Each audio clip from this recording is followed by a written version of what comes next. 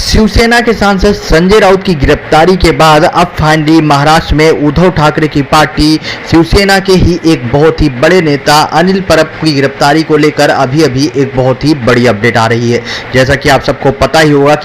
कि महाराष्ट्र में जब से उद्धव ठाकरे की सरकार गिरी है उसके बाद लगातार उद्धव ठाकरे और उनके करीबियों की मुसीबतें जो हैं वो बहुत ही भयानक तरीके से बढ़ती हुई दिखाई दे रही हैं। एक के बाद एक उद्धव ठाकरे के बाद एक उनके पार्टी के बड़े नेताओं और साथ में ही पूर्व मंत्रियों के खिलाफ में लगातार कार्रवाई की जा रही है। संजय राउत को 2 दिन पहले गिरफ्तार कर लिया गया है जमीन घोटाले के केस में और उनसे लगातार ईडी की टीम पूछताछ कर रही है। अब इन्हीं सब चीजों के बीच में अनिल परब, जिनके खिलाफ में पहले ही साई रिजॉर्ट के केस में, घोटाले वाले केस में ईडी की टीम के द्वारा छानबीन की जा रही है और लगातार इस केस में कई बार जो अनिल परब है इनको समन भी किया जा चुका है और पूछताछ के लिए बुलाया भी गया है और ये जाकर अपना स्टेटमेंट भी दर्ज कराए हैं। और अब इनको लेकर बीजेपी नेता किरीट सोमैया के द्वारा दावा किया गया है कि संजय राउत की गिरफ्तारी के बाद जल्द ही अब जो है अनिल परब को भी गिरफ्तार कर लिया जाएगा, वो भी ईडी के द्वारा। न सिर्फ बीजेपी नेता किरीट सोमैया बल्कि नीतीश राणे के द्वारा भी अपने ट्विटर अकाउंट पर ट्वीट किया गया है